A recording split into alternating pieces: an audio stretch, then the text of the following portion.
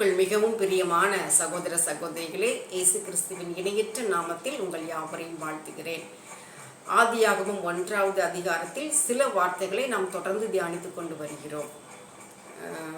தியான பகுதி என்பது வேறு, செய்தி கொடுப்பது என்பது வேறு, பிரசங்கிப்பது என்பது வேறு, வேத பாட பகுதி என்பது வேறு. இதற்குண்டான வித்தியாசம் உங்களுக்கு தெரியும் என்று கர்த்தருக்குள் நான் நம்புகிறேன். தொடர்ந்து நாம் தியானிப்போம். 1வது அதிகாரம் 6வது வசனத்திலிருந்து. பின்பு தேவன் ஜலத்தின் மத்தியில் ஆகாய விரிவு உண்டாக கடவது என்றும் அது ஜலத்தினின்று ஜலத்தை பிரிக்க கடவது என்றும் சொன்னார். தேவன் ஆகாய விரிவை உண்டு பண்ணி ஆகாய விரிவுக்கு கீழே இருக்கிற ஜலத்திற்கும் ஆகாய விரிவுக்கு மேலே இருக்கிற ஜலத்திற்கும் பிரிவு உண்டாக்கினார். அது அப்படியே ஆயிற்று. 10வது வசனம் வரை இதை தான் நாம் தொடர்ந்து வாசிக்கிறோம். ஏற்கனவே ஆண்டவர் வெளிச்சத்திலிருந்து இருளை பிரித்தெடுத்தார், வேறாக பிரித்தெடுத்தார் என்று சொல்லி நாம் வாசித்தோம்.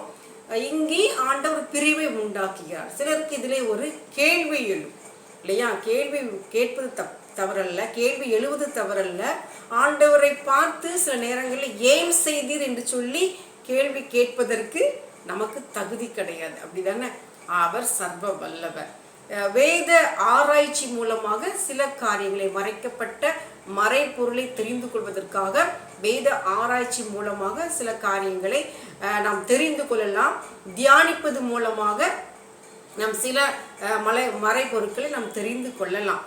ஆனால் சில மறைபொருட்கள் சற்று மறைக்கப்பட்டே இருக்கும். இதை நான் ஆராய்ந்து பார்க்கின்ற பொழுது ஸ்டடி பைபிளில் கூட it's very difficult to find அப்படின்னு சொல்லி போட்டிருக்கிறாங்க. ஜலத்தினின்று ஜலத்தை ஏன் பிரித்தார் அப்படிங்கிறதுக்கு உண்டான சரியான ஒரு விளக்கம் இல்லை, எனக்கு தெரியல. நான் பார்த்த வரைக்கும் தெரியாதுன்னு தானே சொல்லணும் தானே. ஆனால் இதை ஆண்டவர் செய்கிறார். ஒரே தன்மையுடையது. அங்கு வெளிச்சம் வேறு தன்மையுடையது, இருள் வேறு தன்மையுடையது. இதற்கு உண்டான ஆவிக்குரிய பொருளையும் கூட நம்ம அன்றைக்கு பார்த்தோம். ஆனால் இங்கே ஒரே தன்மையுடையது தான். ஜலத்தினின்று ஜலத்தை ஆண்டவர் பிரிக்கிறார். அப்போ ஆவிக்குரிய பிள்ளைங்க, ஆண்டவரை நேசிக்கிற பிள்ளைங்க, ஆண்டவருடைய சித்தத்தின்படி வாழ்கிற பிள்ளைகளுக்கு மத்தியிலும் கூட சில வேளைகளில் ஆண்டவர் ஒரு பிரிவை அனுமதிக்கிறார். அவரே இந்த பிரிவை உண்டாக்குகிறார் என்று கூட நாம் சொல்லலாம்.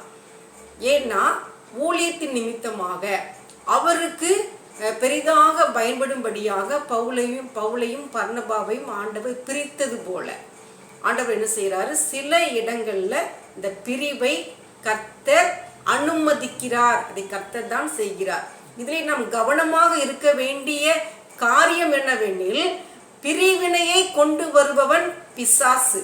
சமாதான குறைவை ஏற்படுத்தும் வண்ணமாக குடும்பத்திலோ சபையிலோ ஒரு குழுவாக ஆண்டவரை ஆராதிக்கிற இடத்திலோ அந்த சமாதானமாக இருக்கிற மக்கள் மத்தியிலே, ஆண்டவருடைய பிள்ளைகள் மத்தியிலே பிரிவினையை பிசாசு சிலதுக்கு கொண்டு வருவோம். அது பிரிவினை.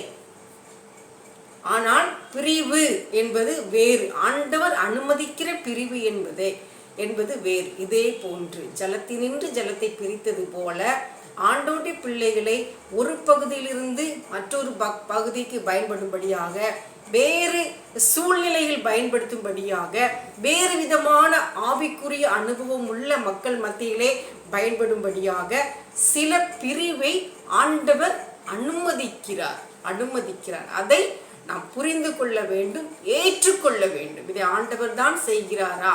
இது ஆண்டவர் செய்கிற பிரிவு தானா, பிரித்தெடுத்தல் தானா அப்படிங்கிறத புரிந்து கொள்ள வேண்டும். இல்லை என்று சொன்னால் சத்துருவானவன் இந்த பிரிவினையை கொண்டு வந்திருக்கிறானா என்பதை நாம் ஆண்டவருடைய சமூகத்தில் அமர்ந்திருந்து அதை தெரிந்து கொண்டு, ஆண்டவரே அதை செய்கிறார், நம்மை வேறு இடத்தில் பயன்படுத்த சித்தமாய் இருக்கிறார், வேறு விதமாக பயன்படுத்த சித்தமாய் இருக்கிறார் என்பதை தெரிந்து கொண்டோம் என்று சொன்னால் நாம் கண்டிப்பாக அதற்கு இடம் கொடுக்க வேண்டும்.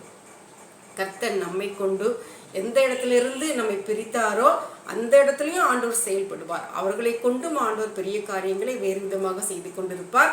நம்மை கொண்டும் ஆண்டவர் என்ன செய்வார்? யாரை பிரித்தெடுக்கிறாரோ, பிரித்தெடுத்து வேறு இடத்துக்கு கொண்டு போகிறாரோ அவர்களை கொண்டும் ஆண்டவர் பெரிய காரியங்களை கண்டிப்பாக செய்வார். முதலில் ஒரு மன வருத்தம் இருந்தாலும் கூட சிறிது நாட்களிலேயே இந்த மன வருத்தம் மாறிவிடும். பிரிவினால் ஏற்படுகின்ற அந்த சமாதான குறைவு இங்கு வராது. எங்கே இருந்து பிரித்தெடுத்தாரோ அங்குள்ள அந்த தேவ பிள்ளைகளிடம் சரி, யாரை பிரித்து எடுத்தாரோ அவர்களுடைய இருதயத்திலும் சரி, இந்த மனக்கசப்போ இந்த சமாதான குறைவோ ரொம்ப நாள் நீடிக்காது. இதுதான் ஆண்டவரே அந்த இடத்துல இருந்து நம்மை பிரித்து எடுத்திருக்கிறார் என்பதற்கு உண்டான பொருள், அடையாளம். அதனால இப்படிப்பட்ட நிலையில் நாம் இருக்கின்ற பொழுது இதை சரியாக புரிந்து கொண்டு ஆண்டவருக்காக முழுமையாக நாம் பயன்படுவதற்கு நம்மை ஒப்பு கொடுப்போம். கர்த்தர் தாமே நம்மை ஆசீர்வதித்து நம் மூலம் பெரிய காரியங்களை செய்வாராக.